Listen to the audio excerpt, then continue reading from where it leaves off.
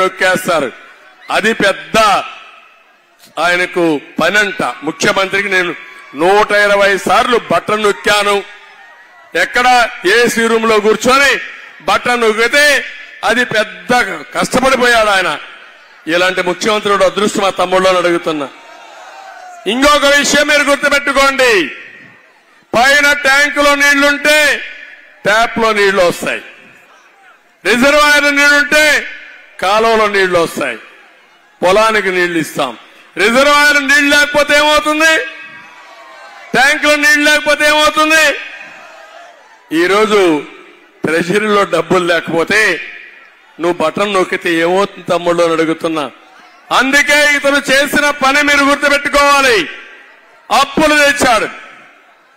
13-14 లక్షల కోట్ల రూపాయల అప్పులు తీసుకొచ్చి కలెక్టరేట్ ని తాకట్టు పెట్టి, హాస్పిటల్స్ తాకట్టు పెట్టి, రైతు బజార్లు తాకట్టు పెట్టి, మియాస్ తాకట్టు పెట్టి ఈరోజు అప్పు తీసుకొచ్చాడు. నేను ఒకటే మిమ్మల్ని అడుగుతున్నా, జగన్మోహన్ రెడ్డి ఓడిపోయాడు ఎలక్షన్లు, మా తమ్ముడు కట్టుకుని వస్తా మా తమ్ముడు బ్యాండేజ్ కట్టుకొచ్చాడు చూడండి. పాపం ఎవరో గులకరాయి వేసారు, తెలియని గులకరాయి, అందుకే పాపం కన్ను పోయింది. అక్కడ కంటి పైన కూడా బాగా దెబ్బతలింది.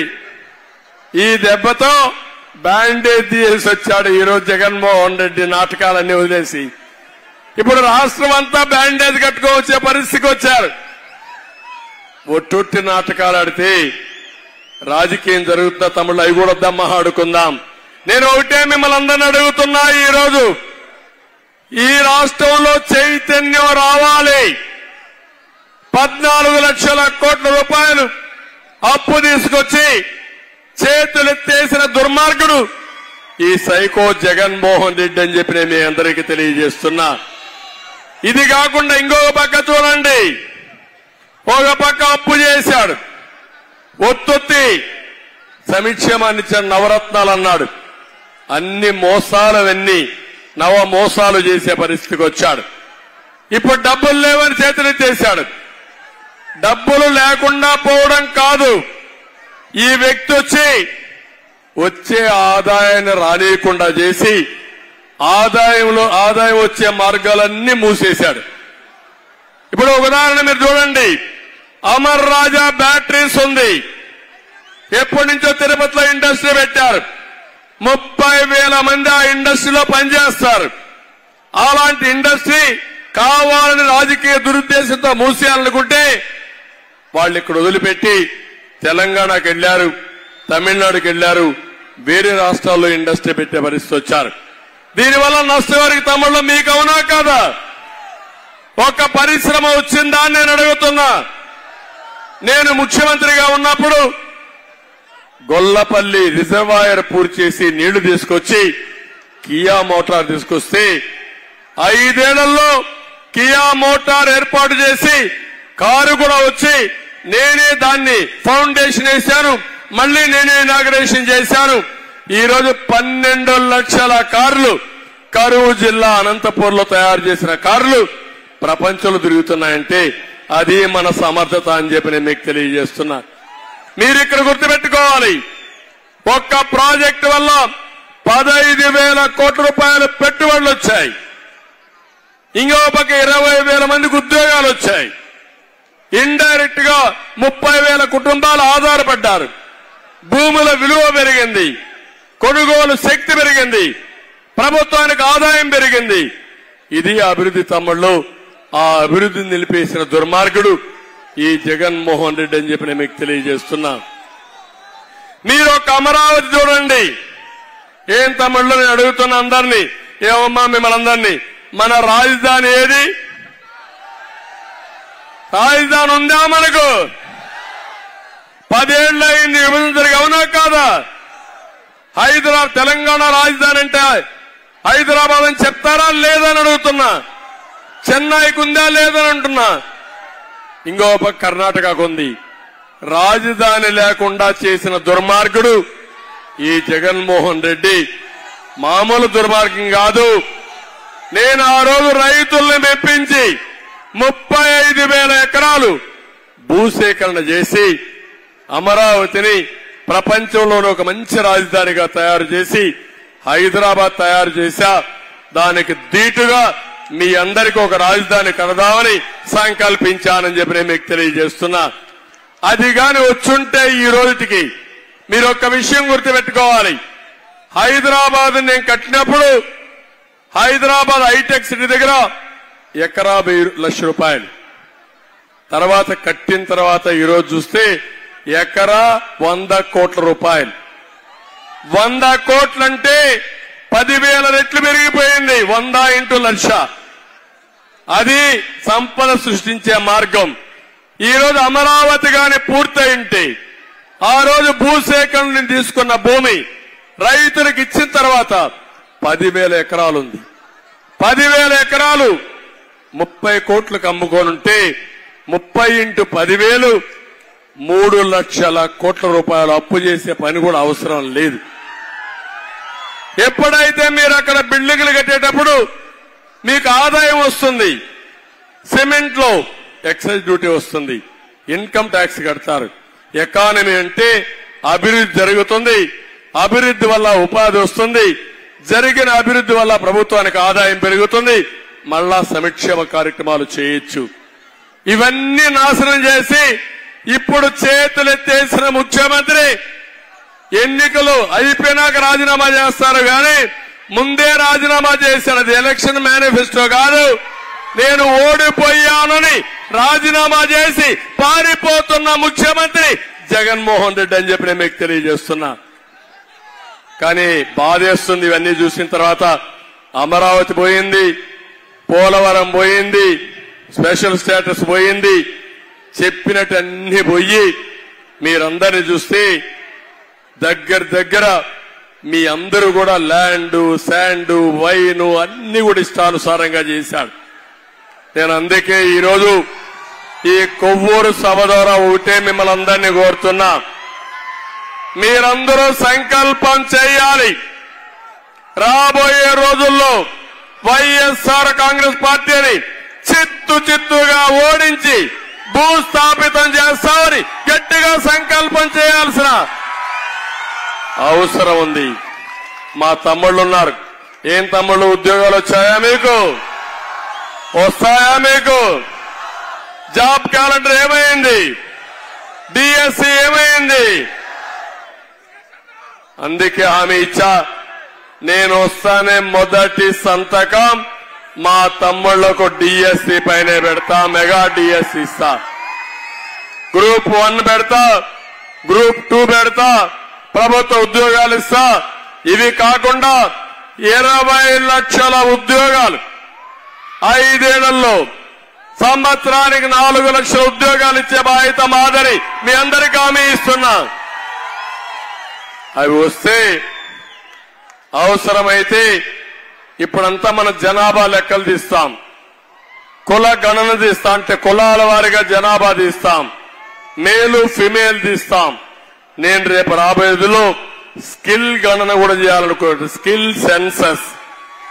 ఈ యువత ఉన్నారు, వీళ్ళు ఏం కావాలనుకుంటున్నారు, వాళ్ళకి ఎలాంటి స్కిల్ ఉంది, అవసరమైతే మీ ఆశయాలను నెరవేర్చడానికి ఎలాంటి స్కిల్ కావాలని ఇచ్చి మీ ఇంట్లో కూర్చొని నువ్వు పనిచేసే విధానానికి వర్క్ ఫ్రం హోం శ్రీకారం చుడతాను.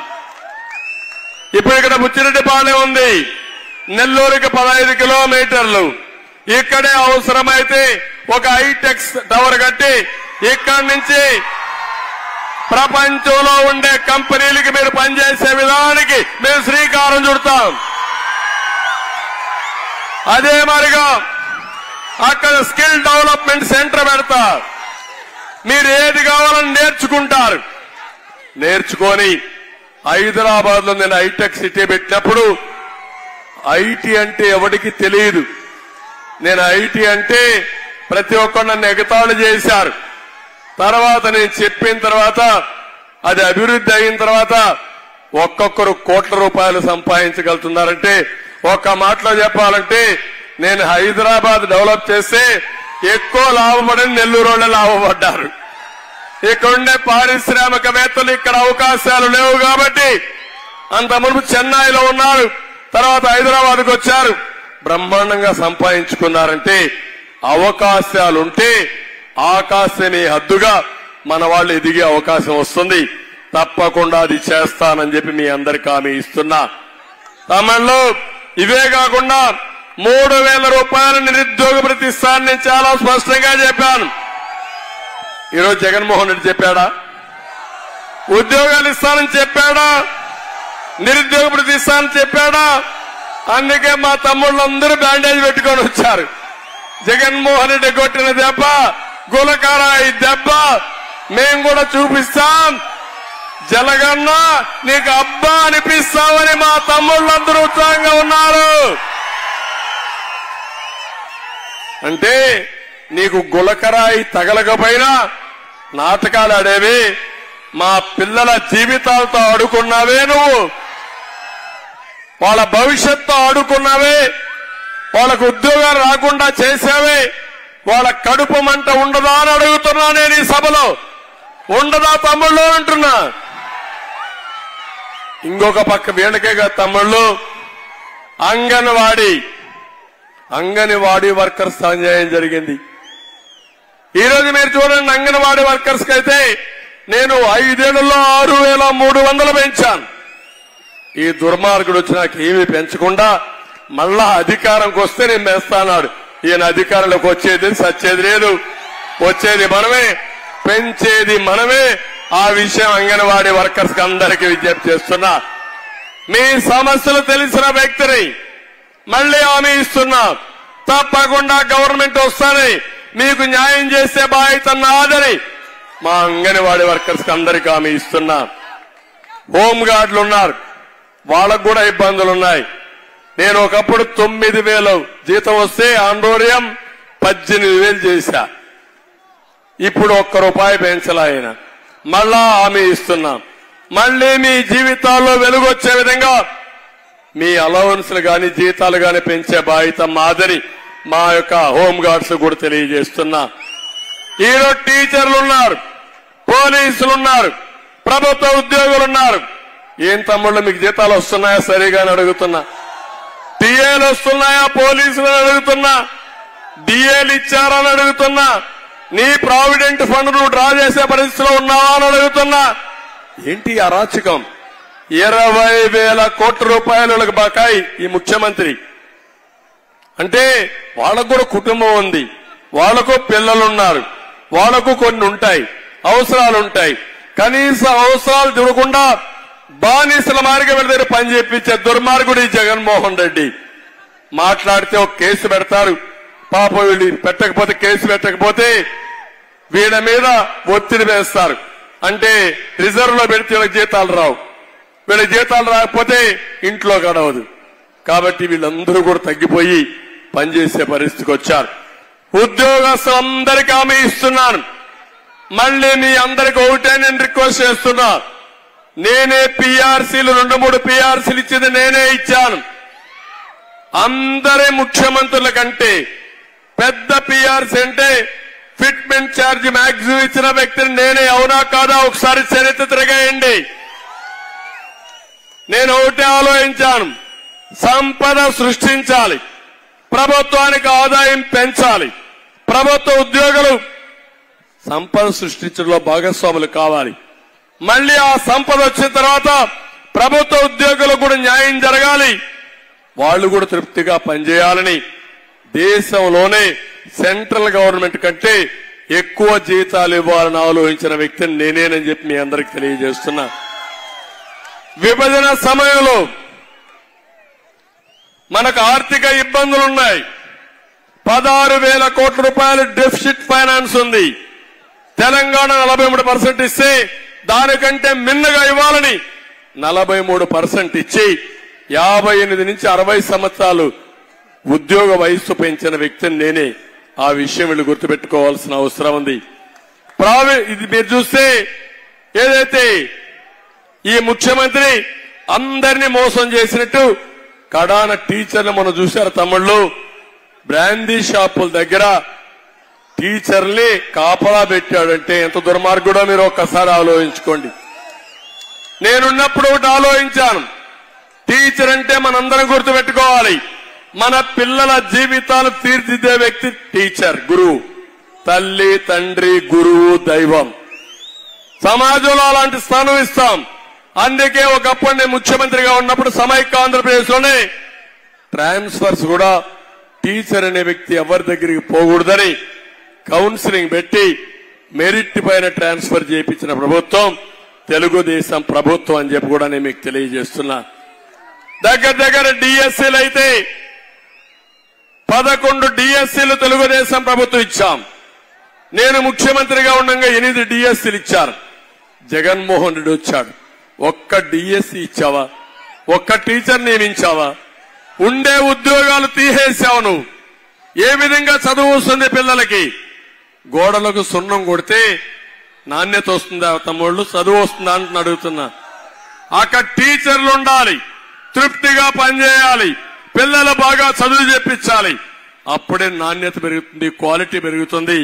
అలాంటివి కూడా చేయకుండా చిన్న పిల్లలు చదువుకోనియకుండా 3వ తరగతి నుంచి 5 కిలోమీటర్లు తీసుకుపోయి ఇబ్బంది పెట్టిన వ్యక్తి ఈ ముఖ్యమంత్రి అని చెప్పి కూడా నేను మీకు తెలియజేస్తున్నా. పెన్షనర్స్ కూడా హామీ ఇస్తున్నా. మొదల తారీఖున ఉద్యోగాలన్నీ మీరు రిటైర్ అయ్యి ముసలి వయసులో ఇంటి దగ్గర ఉన్నప్పుడు నెలవారీగా మీకు పింఛను రాకుండా అవస్థపడుతున్నారు. అవి కూడా న్యాయం చేస్తారని చెప్పి నేను మీకు తెలియజేస్తున్నా. ఇప్పుడు నేను ఒకటే మీ అందరికీ చెప్తున్నాను, ఒత్తొత్తి బటన్ దొక్కే ముఖ్యమంత్రి కావాలా? మీ పేరుతో అప్పులు తెచ్చే ముఖ్యమంత్రి కావాలా? గొడ్డలు పెట్టుకొని తిరిగే ముఖ్యమంత్రి కావాలా? బాబాయిని ఎవరు చంపారు తమ్ముళ్ళు నేను అడుగుతున్నా. వివేకం సినిమా చూశారా అని అడుగుతున్నా. చూసుంటే జైలు పైకి ఎత్తండి, మళ్ళా చూడకపోతే అందరికి ఒకసారి చూపేయండి. అంత ఘోరంగా చంపేస్తే ఈ దేశంలో న్యాయం లేదా? రేపు నిన్ను చంపితే ఏమవుతుందని అడుగుతున్నా నేను. దీనికి సమాధానం ఉందని అడుగుతున్నా. అలాంటి నేను అడిగితే నన్ను ఎత్తుపై లోపల పెట్టేశారు. ఇంతవరకు నా మీద కేసులే లేవు. ఒక్క మహారాష్ట్రలో ఒకే కేసు పెట్టారు. బాబ్లీ ప్రాజెక్టు మీద నిరసన తెలియజేయడానికి పోతే గోదావరి మీద అప్పుడు ఒక కేసు పెట్టారు. నా జీవితంలో ఎవ్వరు కేసులు పెట్టలా. అలాంటిది ఈయనొచ్చి 23 కేసులు. కూర్చుంటే కేసు, బయట పోతే కేసు. ఎన్ని కేసులున్నా నాకే తెలియదు. ఎప్పుడు లోపలేస్తాడు. పిచ్చోడి దగ్గర అధికారం ఉంటే ఏమైనా జరుగుతూ ఉంటా. రాయి మిమ్మల్ని వేస్తాడు, నన్ను వేస్తాడు, లేకుంటే ఆయన్నే కొట్టుకుంటాడు. ఏంటి అరాచకం? ఈ అరాచకానికి మీరు మా తమ్ముడు చెప్తూ కోడి కత్తి. నేనంట కోడి కత్తి ఎత్తుకొని హత్యా ప్రయత్నానికి పోయానంట. కోడి కత్తు నువ్వు చేసేది గొడ్డలి వేటు, మేము కోడి కత్తులు గులకరాళ్ళ. ఏ తమ్ముళ్ళు ఈ డ్రామాలు అర్థమైనాయో మీకు? మొన్న విజయవాడలో చూశారు గులకరాయి. కనపడిందా గులకరాయి? ఎవరన్నా చూశారా ఫోటోల్లో? కానీ కనపడని గులకరాయి ఇక్కడ దెబ్బ తగిలిపోయింది ఈ సైడ్. దానికి బ్యాండేజ్ పెట్టేసుకున్నాడు. మా సునీత అనింది, డాక్టర్ గా చెప్తున్నా నువ్వు తీయకపోతే సెప్టిక్ పోతుంది, తీసేయమని చెప్పింది ఆవిడ. ఆ దెబ్బతో తీసేశాడు. ఏ తమ్ముడు ఈ డ్రామాలు చూడాలా? మనం చూడాలా అని మిమ్మల్ని అడుగుతున్నా. ఈ నాటకాలు చూడాలా అని అడుగుతున్నా. ఏంటి కుటుంబ గొడవ ఏంటి? వాళ్ళ ఆస్తుల పంపకాలు ఏంటి? వాళ్ళ మధ్య వీళ్ళు మాట్లాడుకోవడం ఏంటి? నేను అడుగుతున్నా. మనం చూశాను, ఆవిడేదో పసుపు చీర కట్టుకునింది, అది ఈయన కంప్లైంట్. ఆయన భార్య కూడా పసుపు గౌన్ వేసుకునింది. జగన్మోహన్ రెడ్డి భార్య పసుపు గౌన్ వేసుకుని అంటే ఆవిడ కూడా తెలుగుదేశం పార్టీయే. రేపు ఎల్లుండో ఆవిడ కూడా కట్టి. అంటే మనిషి హద్దులు మేరితే ఏమవుతుందో మీరంతా ఒక్కసారి గుర్తుపెట్టుకోవాల్సిన అవసరం ఉంది. హోందాతనం లేకపోతే ఇలాంటివన్నీ వస్తాయి. ఒక వ్యక్తి నేను ఏం చేసినా జరిగిపోతుంది అనుకుంటే ప్రమాదంలో పడతాం. అదే మన రాష్ట్రంలో జరిగింది. అదే నా బాధ, నా ఆవేదన. మమ్మల్ని తిట్టినప్పుడు మీరు అనుకున్నారు ఏదో ఆయన తిడుతున్నాళ్లే మాకేంటని. మీరు పడిన బాధలు 5 ఏళ్లు నరక యాతన అనుభవించారు, అవకాశాలు పోగొట్టుకున్నారు. కడాన మీ పిల్లలంతా కూడా జే బ్రాండ్ వల్ల, లిక్కర్ వల్ల దెబ్బతిన్నారు. గంజాయి వల్ల ఈరోజు రాష్ట్రమే సర్వనాశనం అయిపోయింది. డ్రగ్స్ వచ్చాయి, దీనివల్ల నేరాలు ఘోరాలు పెరిగాయి, చాలా సమస్యలు వచ్చాయి. ఇంకా నేను చెప్పుకుంటూ పోతే ఏం జరిగిందని ఇంకొక 5 ఏళ్లు చెప్పాల్సి వస్తుంది. కానీ అవన్నీ చెప్పుకుంటే బాధలు తప్ప దానికి పరిష్కార మార్గం లేదు. కానీ ఒకటే హామీ ఇస్తున్నాం, నేను ఒకటే మీ అందరికీ హామీ ఇచ్చేది, నా సమర్థత పైన మీకు నమ్మకం ఉందా లేదా అని మిమ్మల్ని అడుగుతున్నా. గతంలో చేసి చూపించానా లేదా అని మిమ్మల్ని అడుగుతున్నా. దానికి నమూనా హైదరాబాద్ అవునా కాదా అని అడుగుతున్నా. దానికి నమూనా రాష్ట్రంలో జరిగిన అభివృద్ధి అవునా కాదా అని అడుగుతున్నా. దానికి నమూనా ఈరోజు ఆంధ్రప్రదేశ్ లో పుట్టిన పిల్లలు ప్రపంచం అంతా పోయి ఉద్యోగాలు చేస్తున్నారు, అవునా కాదా అని అడుగుతున్నా. ఇప్పుడు కూడా ఒకటే చెప్తున్నా, నాకేం కోరికలు లేవు. ఏదో కొంతమంది అనుకుంటున్నారు ఇప్పుడు 3 పార్టీలు కలిశాం. మేము 3 పార్టీలు కలిశామంటే మేము మాకుండే సమస్యలుగా అన్ని పరిష్కారం చేసుకుని, తెలుగుదేశం పార్టీ ఎప్పుడు కూడా 8 పార్లమెంట్లు 31 అసెంబ్లీలు మిత్రపక్షాలకు ఇచ్చే సందర్భం లేదు. జన సైనికులు, జనసేన అధినేత రాజీపడి 21 ఎమ్మెల్యేలు తీసుకుని 2 పార్లమెంట్ తీసుకుని అడ్జస్ట్ అయ్యాడంటే ఆయన ఆలోచన ఒకటి, ఈ రాష్ట్రం బాగుపడాలి, ఈ ప్రజలు బాగుపడాలి. దుర్మార్గుడు నాశనం చేసేశాడు, మళ్ళా నాశనం అయిపోతే మనకు కూడా ఏమాత్రం గౌరవం ఉండదని తగ్గి ఆయన కూడా ముందుకొచ్చారు.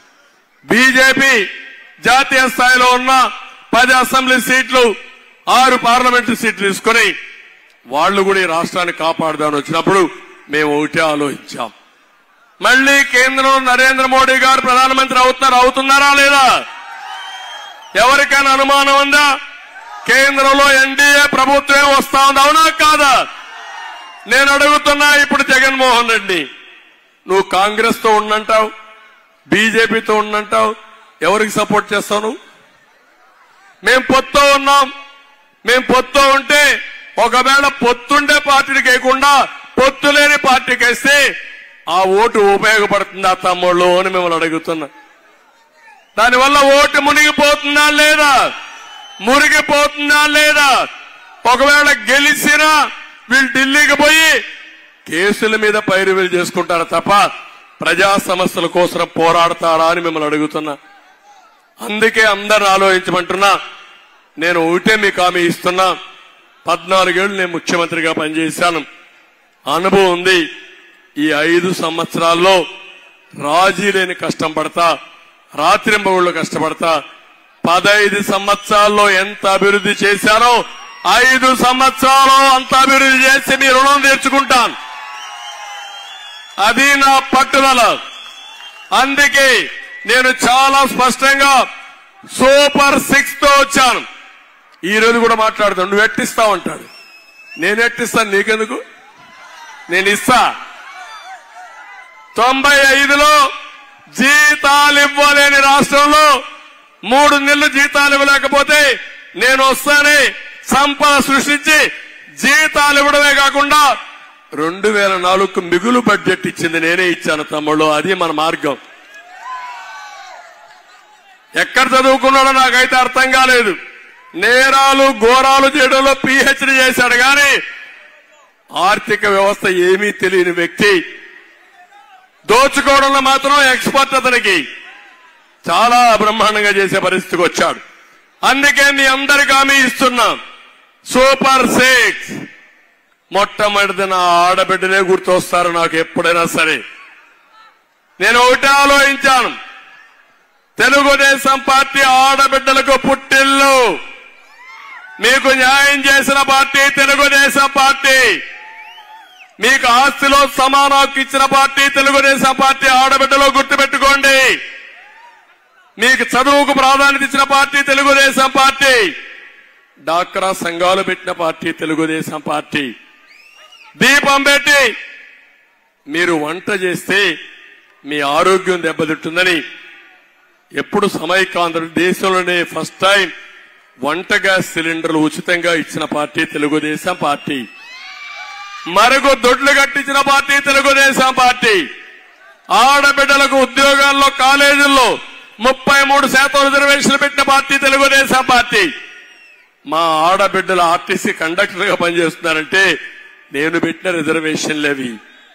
ఇంకో పక్క డ్రైవర్లుగా కూడా పెట్టాను, కానీ రాలా. పోలీసులకు కూడా ప్రాధాన్యత ఇచ్చింది, ఆడబిడ్డలు పోలీసులుగా పెట్టింది కూడా నేను వచ్చినాకనే. ఎస్ఐలుగా ఇచ్చాను, డిఎస్పీలుగా రిక్రూట్ చేశాం. అంత మునుపు ఎస్ఐలుగా పెట్టాలంటే భయపడేవాళ్లు, ఆడవాళ్లు సరిగ్గా చేయలేరని.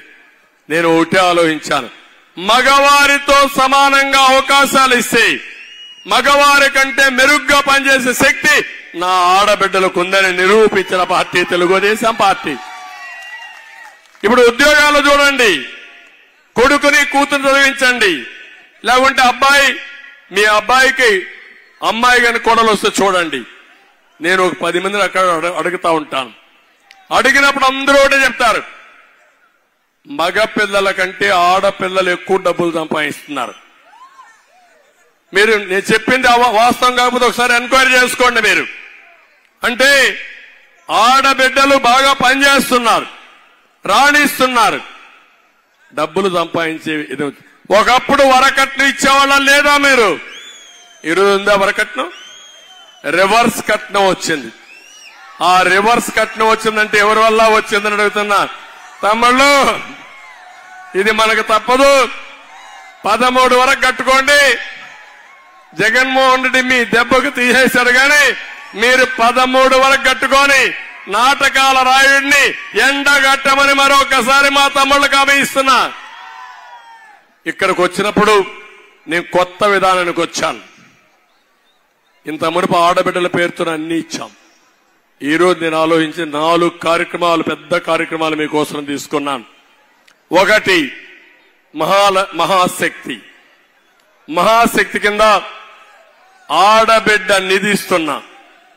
నెలకు 1500, సంవత్సరానికి 18,000, 5 ఏళ్లకు 90,000. ఇంట్లో ఎంతమంది ఆడబిడ్డలుంటే అంతమందికి ఇస్తా. 18 ఏళ్లు పూర్తయి పింఛన్ వచ్చే వరకు మీకు ఆడబిడ్డ నిధి వస్తుంది. అది ఇచ్చే బాధ్యత నాదని మీ అందరికీ తెలియజేస్తున్నా. రెండోది, ఎంతమంది పిల్లలుంటే అంతమందికి 15,000. ఇప్పుడు జగన్మోహన్ రెడ్డి ఏం చేయాలో దిక్కు లేకుండా మొన్నటి వరకు కట్లు పెట్టి ఫిట్టింగ్లు పెట్టి ఇప్పుడు నేను 15,000 ఇస్తాను. నేను ఇస్తాను, నాకు 15,000 ఇస్తా. ఒక బిడ్డ ఉంటే 15,000, ఇద్దరికి 30,000, ముగ్గురికి 45,000, నలుగురుంటే 60,000, 5 మంది ఉంటే ఎంత వస్తుంది? 75,000 ఇచ్చే బాధ్యత నాదని మీ అందరికీ హామీ ఇస్తున్నా. ఒక తల్లికి 2 బిడ్డలుంటే ఒకరిని చదివించమని, ఇంకొకరిని పశువుల కాపరిగా పంపించమంటే ఏ తల్లైనా ఒప్పుకోదు, మనస్సావిడికి ఆమోదించదు. బిడ్డలందరినీ సమానంగా చూసుకుంటుంది. అలాంటి బిడ్డల్ని వివక్షత చూపించిన వ్యక్తి ఈ సైకో జగన్మోహన్ రెడ్డి. అది జరగనీయకుండా చేసే బాధ్యత నాదని మీ అందరికీ హామీ ఇస్తున్నా. మూడోది, మీరంతా కూడా వంట గ్యాస్ ఇస్తే దాన్ని ఉపయోగించలేక, శక్తి లేక, డబ్బులు లేక ఆటకెక్కిచ్చారు. అందుకే 3 గ్యాస్ సిలిండర్ ఉచితంగా ఇస్తారని మా ఆడబిడ్డలందరికీ హామీ ఇస్తున్నా. ఆర్టీసీ బస్సుల్లో దర్జాగా బస్ ఎక్కండి. ఎక్కడన్నా ఉద్యోగం చేస్తే పోయి చూసుకొని రండి. ఎక్కడన్నా కూలి పని చేస్తే 10 కిలోమీటర్లు కాబట్టి పోయి ఇంకా ఎక్కువ సంపాదించుకొని ఇంటికి రండి.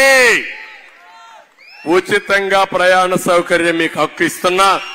అంతేకాదు,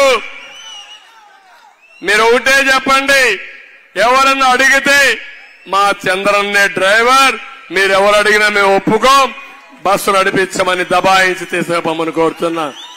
మా తమ్ముళ్ళు ఆటో డ్రైవర్లు ఉన్నారు, వాళ్ళకు కూడా నష్టం జరిగింది. పెట్రోల్ డీజిల్ వల్ల రోడ్లన్నీ రిపేర్లు ఫైన్లు ఇవన్నీ కూడా రేపు ఎల్లుండే పాలసీ ఇస్తున్నా మిమ్మల్ని కూడా న్యాయం చేసే బాధ్యత ఆటో డ్రైవర్లను ఆదుకునే బాధ్యత నాది. ఒక ఆటో డ్రైవరే కాదు అందరి డ్రైవర్లను ఆదుకునే బాధ్యత మేము తీసుకుంటాం. ఇంకొక పక్క ఈరోజు మా ఆడబిడ్డలు చెప్తున్నా మీకు 10 రూపాయలు ఇచ్చేసి ఇంట్లో కూర్చోను చేప ఇవ్వడమే కాకుండా చేప ఇవ్వడం మానేస్తే అదే జగన్మోహన్ రెడ్డి చేస్తున్నాడు. మీకు ఆ రోజు నుంచి పస్తుంటారు. చేప ఇస్తూనే చేపను పట్టుకునే విధంగా వల కూడా ఇచ్చి నెట్టిచ్చి అన్ని ఇచ్చి మీకు నేర్పించే బాధ్యత నాదని మీ అందరికీ హామీ ఇస్తున్నా. అందుకే డాక్రా సంఘాలకి 10 లక్షల వరకు వడ్డీ లేని రుణాలు ఇస్తా. అప్పుడేమవుతుందంటే మీరు వడ్డీ లేని రుణాలు ఇస్తే ఆ డబ్బులతో డబ్బులు తెచ్చుకుంటారు. ఏం చేయాలి నేర్పిస్తా. ఇప్పుడిచ్చిన 20 నేను సంపాదించినంత మీకోసమే.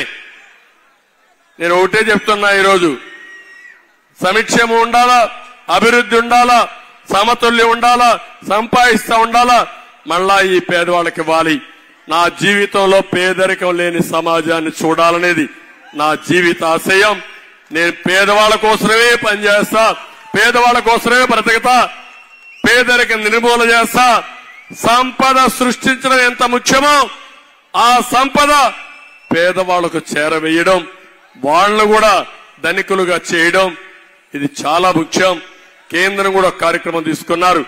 ఆడబిడ్డల్ని లక్షాధికారులు చేస్తామని ఆ లక్షాధికారులు చేయడంలో ఆంధ్రప్రదేశ్ రాష్ట్రం అగ్రస్థానంలో పెట్టే బాధ్యత నాది. ఈ రాష్ట్రంలో ఉండే ఆడబిడ్డల్ని లక్షాధికారులు చేస్తానని మీ అందరికీ హామీ ఇస్తున్నా. ఇది కాకుండా ఈరోజు మా తమ్ముళ్ళు ఇక్కడ చెప్పాను ఏం చేస్తానని. ఇంకో పక్క మీ అందరికీ హామీ ఇస్తున్నా రైతుకు కూడా న్యాయం చేస్తాం, సాగునీటి ప్రాజెక్టులు కడతాం, అక్వాకల్చర్ను అభివృద్ధి చేస్తాం, ₹50 కరెంట్ ఇస్తాం, 20,000 రూపాయలు అన్నదాత కింద రైతుకి ఇస్తాను. నేను 20,000 రూపాయలు ఇస్తానంటే జగన్మోహన్ రెడ్డి ఇస్తానని 16,500. దాన్ని బట్టే మీకు అర్థమవుతుంది మా తమ్ముళ్ళకి ఆయన ఇస్తానని 0. అమ్మ ఒడి తప్ప ఆయన ఇచ్చేది ఏమీ లేదు. ఏదున్నా మా ఆడబిడ్డలకు అండగా ఉండబోయేది నేనే ఉంటా. మీ ఇంటికి ఒక పెద్ద కొడుకుగా ఉండి మీ రుణం తీర్చుకుంటా. నా ఆడబిడ్డ నాకు ఆడబిడ్డలు లేరు గాని మీరే నా ఆడబిడ్డలు, మీరే నా కుటుంబ సభ్యులు. మీకోసమే పనిచేస్తా. మీ వెలుగు మీ ముఖాల్లో ఆనందం చూసి నేను ఎప్పటికప్పుడు తృప్తి పొందుతూ పనిచేస్తానని చెప్పి కూడా నేను మీకు తెలియజేస్తున్నా. ఇవి కాకుండా ఇంటింటికి మంచినీళ్లు ఇస్తా, ఎక్కడికక్కడ వాటర్ స్కీములు పెడతా, కొళ్ళాయి ద్వారా ప్రొటెక్టర్ వాటర్ నీళ్లు మీ ఇంటికి ఇచ్చే బాధ్యత. ఇప్పుడే ప్రశాంత్ రెడ్డి గారు చెప్పినట్టు ఇక్కడ తాగడానికి నీళ్లు లేకుండా అవస్థపడే పరిస్థితికి వచ్చారు. సమస్యలు ఉంది, నీళ్లు లేవు. ఇక్కడ డెల్టాలో నీళ్లు లేవు. ఇది ఎక్కడ దౌర్భాగ్యం. అందుకే ప్రతి ఒక్క ఇంటికి నీళ్లు ఇచ్చే బాధ్యత నేను తీసుకుంటా. 5 ఏళ్లలో టాప్ ప్రియారిటీ అని చెప్పి నేను మీ అందరికీ తెలియజేస్తున్నా. ఇదే కాకుండా ఈరోజు ఇంకొక పక్క పింఛన్లు కూడా పింఛన్లు పెట్టింది మేమే. మీరు ఒక విషయం ఆలోచించిన, ఎన్టీ రామారావు గారు పార్టీ పెట్టిన మొదటి రోజుల్లో 35 రూపాయలు పింఛన్ ఇచ్చిన ఘనత ఎన్టీ రామారావు గారిది. అప్పుడు 35 అంటే పెద్ద డబ్బులు. నేను వస్తానే దాన్ని 75 చేశా. మళ్ళా 2014లో నేను ముఖ్యమంత్రి అవుతానే 200 రూపాయలు పింఛన్ని 2000 చేసిన పార్టీ తెలుగుదేశం పార్టీ. అవునా కాదా? 200 2000కి ఎంత డిఫరెన్స్? 10 రెట్లు అవునా కాదా? నేను వచ్చుంటే తొలి నెలలో 4000 ఇచ్చేవాడిని, అప్పట్లో 3000 ఇచ్చేవాడిని. ఇప్పుడు నేను 4000 రూపాయలు ఇస్తానన్నాను. పెంచిన పింఛను కూడా ఏప్రిల్ నెలలే, జూన్లో ఎన్నికల రిజల్ట్స్ వస్తాయి, జూలైలో ఇవ్వాలి. కానీ నా వృద్ధులను గాని ఆ కుటుంబ సభ్యుడి బాధ్యతగా నేను తీసుకొని 4000 రూపాయలు ఏప్రిల్ నుంచే ఇచ్చే బాధ్యత నాదని మా వృద్ధులకి వితంతులకు వాళ్ళందరికీ హామీ ఇస్తున్నా. వికలాంగులకి 6,000 రూపాయలు ఇస్తాను. నేను 6,000 ఇస్తే జగన్మోహన్ రెడ్డి 3,500 ఇస్తాను. నేను 4,000 ఇస్తామంటే ఏప్రిల్ నుంచి ఆయన 2018లో 250 పెంచానంట. 2028 2029లో ఇంకో 250 రూపాయలు పెంచానంట. ఏం తమ్ముళ్ళు అర్థం చేసుకున్నారా మీరంతా? సంపద సృష్టించిన తెలియని వ్యక్తి, తన మీద నమ్మకం లేని వ్యక్తి, పరిపాలన చేతగాని దద్దమ్మ, మా తమ్ముడు చెప్పిన సైకో, విధ్వంసం తెలుసు గాని మంచి చేయడం తెలియని వ్యక్తి, చెడు చేయడం తెలుసు గాని దోచుకోవడం తెలుసు గాని ప్రజల భవిష్యత్తు కాపాడలేని వ్యక్తి. ఆ వ్యక్తిని మీరు గుర్తుపెట్టుకోవాల్సిన అవసరం ఉంది. రేపు 1వ తారీఖు వస్తా ఉంది. చీఫ్ సెక్రటరీకి వార్నింగ్ ఇస్తున్నా, ఇది మంచి పద్ధతి కాదు. మొన్నే పింఛన్లు సరిగా ఇవ్వకుండా, ఇంటి దగ్గర ఇవ్వకుండా 33 మంది వృద్ధులు చనిపోయారు. ఆ చనిపోయారంటే దానికి కారణం ఇవి ప్రభుత్వ హత్యలు. ఇవి రమ్మన్నారు, డబ్బులు లేవు, ఎండల్లో తిరిగారు, వడదెబ్బ తగిలింది, 2వ రోజు రమ్మన్నారు, 3వ రోజు రమ్మన్నారు, పోయిన తర్వాత అక్కడ ఎండల్లో కూర్చోబెట్టారు, నీళ్లు లేవు. కొంతమంది వయసు అయిపోయినప్పుడు చిన్న ఇబ్బంది వచ్చినా శారీరకంగా భరించలేరు, దాంతో కొంతమంది చనిపోయారు. 33 మందిని చంపేశారు. నేను వాలంటరీ వ్యవస్థ కూడా వ్యతిరేకం కాదు, కానీ వాలంటరీ వ్యవస్థ ఎవరైతే సైకోకు పనిచేయడానికి వీల్లేదు. పనిచేయాలా తమ్ముళ్ళు? నేను అడుగుతున్నా. ప్రభుత్వం పే చేసే డబ్బులు, అది ట్యాక్స్ పేయర్స్ మనీ. మీరు పన్నులు కడితే ఆ పన్నుల్లో వారికి జీతాలు ఇస్తున్నారు. ఆ జీతాలు ఇచ్చినప్పుడు వాళ్ళ బాధ్యత ప్రజలకు సేవ చేయాలి, పార్టీకి సేవ చేయడానికి వీల్లేదు. నేను కూడా చెప్పాను, 5,000 రూపాయలు 10,000 రూపాయలు చేస్తామని చెప్పిన పార్టీ తెలుగుదేశం పార్టీ. ఇంకొకరు కూడా చెప్పాను, బాగా చదువుకున్న వాళ్ళు ఉన్నారు, 10,000 ఇస్తాం, 10,000 నుంచి స్కిల్ డెవలప్మెంట్ చేసి 1,00,000 రూపాయలు సంపాదించుకునే మార్గం కూడా చూపిస్తానని వారికి కూడా నేను హామీ ఇచ్చాను. నాకు ఎవ్వరి మీద వ్యతిరేకం లేదు. విలువలతో కూడిన రాజకీయం కావాలి, ప్రజా సంక్షేమం కావాలి, పేద ప్రజల కోసం పనిచేయాలి. ఎవరు పేదవాళ్ళ కోసం పనిచేస్తారంటే వాళ్ళతో కలిసి పనిచేయడానికి నేను సిద్ధం అని చెప్పి మీ అందరికీ తెలియజేస్తున్నా. కాబట్టి 1వ తారీఖున మళ్లీ ఈ పేదవాళ్ళని చంపకుండా, ఈ ముసలివాళ్ళని, ముసలి ముతకాయి లాంటి వాళ్ళు చంపేయకుండా ఈ ప్రభుత్వం చర్యలు తీసుకోవాలి. ఇంటి దగ్గరని ఇవ్వాలి. ఎన్నికల కమిషన్ చెప్పారు, చాలా స్పష్టంగా ఆదేశాలు ఇచ్చారు. వాలంటీర్స్ ద్వారా వద్దు, ప్రత్యామ్నాయ ఏర్పాట్లు చేయండి. డైరెక్ట్ గా బ్యాంకు ద్వారా వేస్తారా, వేరే వాళ్ళని పంపించి వాళ్ళ ఇంటి దగ్గర ఇస్తారా, మీరు ఇమ్మని చాలా స్పష్టంగా చెప్పినా ఈ ప్రభుత్వం చేయకుండా వాళ్ళని ఇబ్బంది పెడతా ఉంది. దానికి కారణం ఈ ముఖ్యమంత్రి తప్ప ఇంకొకరు కాదు. చీఫ్ సెక్రటరీ కూడా ముఖ్యమంత్రి చెప్పినట్టు పనిచేయకుండా స్వతంత్రంగా పనిచేసి ఈ పేద ప్రజలకు న్యాయం చేయాలని డిమాండ్ చేస్తున్నా.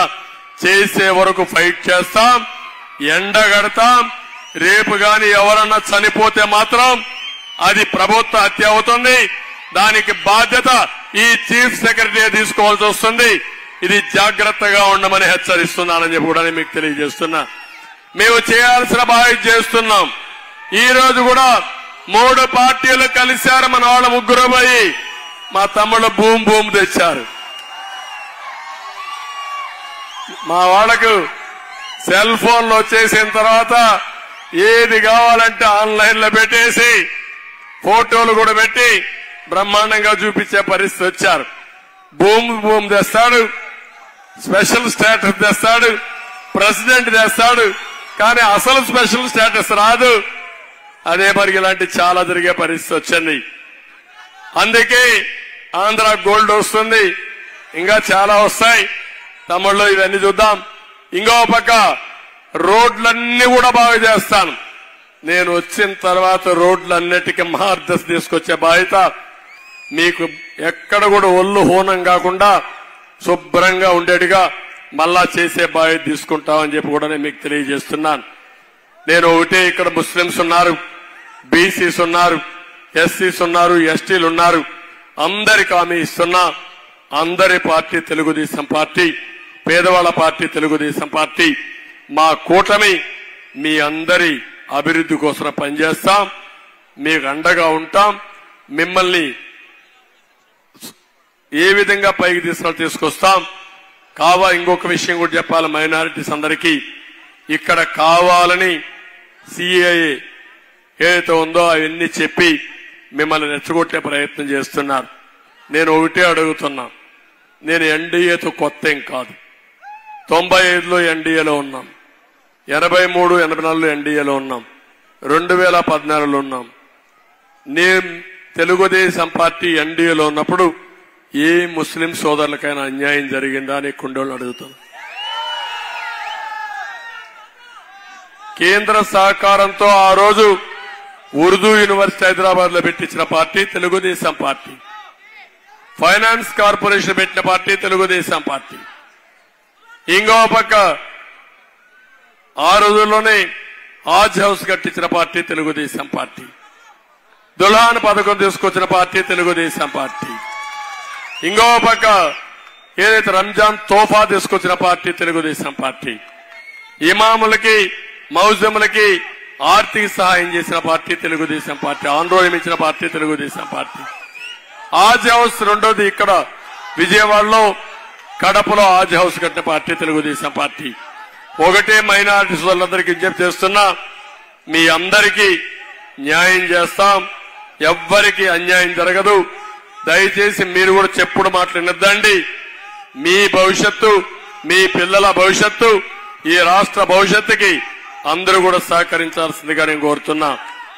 ఇక్కడ నేను వచ్చినప్పుడు ఇక్కడ మీ ఎమ్మెల్యే ఉన్నాడు. మీ ఎమ్మెల్యే గురించి ఎంత తక్కువ మాట్లాడితే అంత మంచిది. ఈయనకు ఇంకో పేరు కూడా ఉంది, ప్రసన్నే కాకుండా ఇంకొక పేరు ఉంది, పర్సంటేజ్ ఎమ్మెల్యే. అవునా? Percentage MLA. ఏ పని జరిగినా దానికి ఇంత పర్సంటేజ్ ఇచ్చేయాలి. ప్రసన్నం చేసుకుంటేనే పనులు జరుగుతాయి. అవునా కాదా? ఆయనకు ముందు ప్రసాదం పెడితే అక్కడి నుంచి దేవుడు ఆమోదిస్తాడు, లేకుంటే దేవుడు ఆమోదించడు. లేఅవుట్ వేయాలంటే డబ్బులు ఇవ్వాలా లేదా? ఎంత రేటు? 5 లక్షల 5 లక్షల ఎకరాకి. ఇంకో పక్క కనిగిరి రిజర్వాయర్లో కరకట్లో గ్రావెల్ దువ్వేశారా లేదా? జేబ్రాండ్ జనం కొనలేదని ఎక్కడి నుంచి తెప్పిస్తున్నాడు లిక్కర్? ఇప్పుడు మీకు గోవా నుంచి, పాండిచేరి నుంచి వస్తా ఉంది. అవునా కాదా? వస్తా ఉందా? ఎంత పెద్ద సర్వీస్ ఇది, మీరు మర్చిపోతే ఎట్లా అలాంటి ఎమ్మెల్యేలని?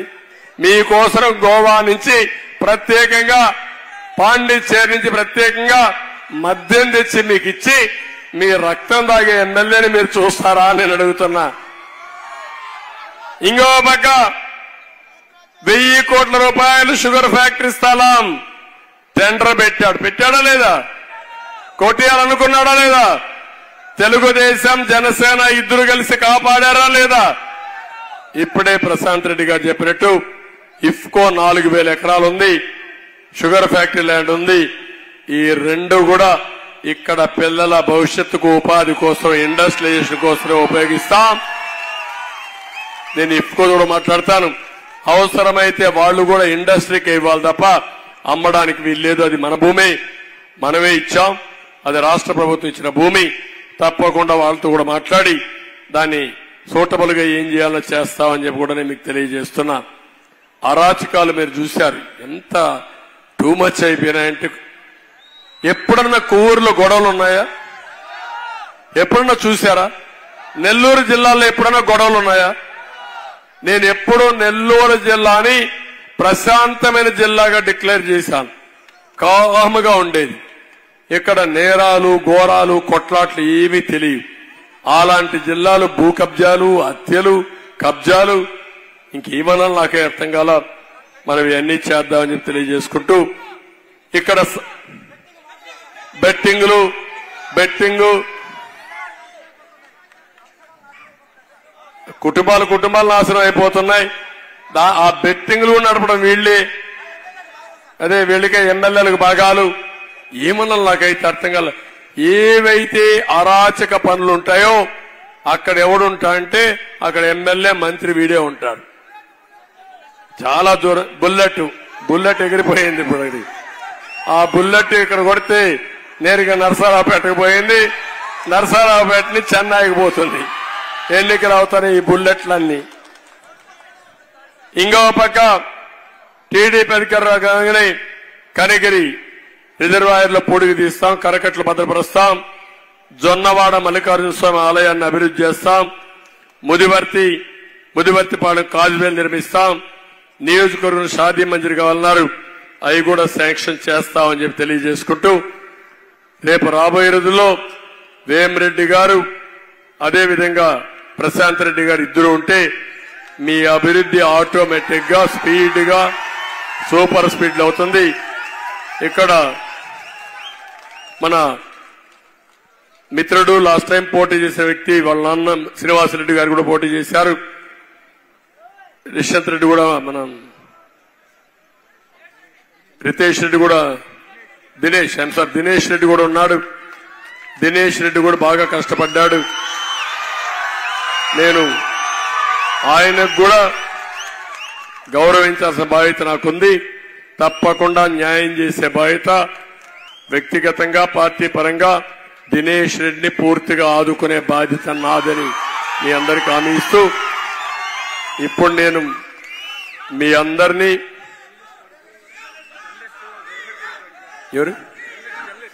జర్నలిస్టులు కూడా బాధితులే ఈ ప్రభుత్వంలో. వాళ్ళకు కూడా హౌస్ సైట్స్ రావాలి. వాళ్ళకు కూడా చాలా సమస్యలు ఉండవు. వెల్ఫేర్ ఉంది. తప్పకుండా జర్నలిస్ట్ కూడా న్యాయం చేసే బాధ్యత మాది. తప్పకుండా చేస్తాం. మళ్ళా అన్నా క్యాంటీన్ వస్తుంది, అన్ని వస్తాయి. ఇప్పుడు మీరు చేయాల్సింది నేను ఒకటే మిమ్మల్ని కోరుతున్నా, గెలవడం 100% ప్రభుత్వం అందే. ఎవరికైనా అనుమానం?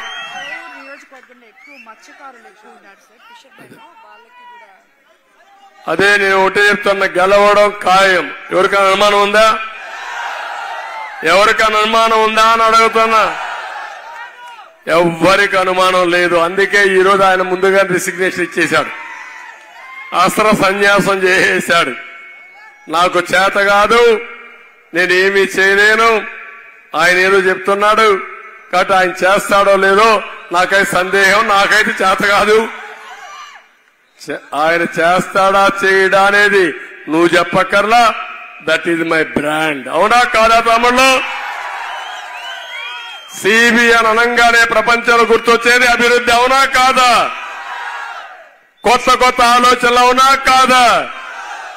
ప్రపంచానికి ఒక నూతనమైన ఒరవడిచ్చిన పార్టీ తెలుగుదేశం పార్టీ. అవునా కాదా? మొన్న నేను కష్టాల్లో ఉంటే నాకే అర్థం కాలేదు. 80 దేశాల్లో నన్ను ఇబ్బంది పెడితే నిరసన తెలియజేశారు. 1-2 దేశాలు, 80 దేశాల్లో తెలుగు వాళ్ళు నిరసనలు తెలియజేశారు. ఒకరోజు కాదు, 50 రోజులు. అది నా బ్రాండ్. నేనేం చేశాను అది వాళ్ళ మనసుల్లో ఉండే ముద్ర. కాబట్టి నేను ఒకటే మీ అందరినీ కోరేది, ఇక్కడ మత్స్యకారులు ఉన్నారు. బీసీల కోసం చాలా స్పష్టంగా సంవత్సరానికి 30,000 కోట్లు, 5 ఏళ్లలో 1,50,000 కోట్లు పెట్టి ఈ బీసీలందరినీ అభివృద్ధి చేస్తున్నాం. అందులో ఇక్కడ మత్స్యకారులు ఉన్నారు. వాళ్ళకి చాలా సమస్యలున్నాయి. వాళ్లకు డీటెయిల్డ్ గా నేను డిక్లరేషన్ ఇచ్చాను. తప్పకుండా మత్స్యకారులను పూర్తిగా ఆదుకునే బాధ్యత, వాళ్ళ వృత్తిని గౌరవించే బాధ్యత, వాళ్ళని పైకి తీసుకొచ్చే బాధ్యత నాదని మా మత్స్యకారులకు అందరికీ హామీ ఇస్తూ మరొక్కసారి హార్బర్స్ కూడా, ఫిషింగ్ హార్బర్ కూడా కంప్లీట్ చేయాలి. అది కూడా చేస్తాం. అదే డిగ్రీ కాలేజ్ ఆక్వా రైతులకు చెప్పాను, ₹1.50 ఇస్తానని. మీరు ఇంట్లో పడుకుంటే లాభం లేదు. మిమ్మల్ని మోసం చేశారు. జోన్ నాన్ జోన్ ఉండదని చెప్పి ఇప్పుడు జోన్ నాన్ జోన్ పెట్టి ₹4 ₹3.5 కరెంట్ ఛార్జీలు పెంచి అన్ని రేట్లు పెంచి అక్వాని నాశనం చేసిన వ్యక్తి ఈ జగన్మోహన్ రెడ్డి. మళ్ళా అక్వాకి పూర్వ వైభవం తీసుకొచ్చేది తెలుగుదేశం ప్రభుత్వం, ఎన్డీఏ కూటమి. దాంట్లో అనుమానం వద్దు. అదే మరి ఇక్కడ డిగ్రీ కాలేజ్ కావాలన్నారు. తప్పకుండా బుచ్చిరెడ్డిపాలెంలో డిగ్రీ కాలేజ్ కూడా పెడతాం. అది కూడా వస్తుందని చెప్పి తెలియజేసుకుంటూ, అయితే మెజారిటీ ఓట్లు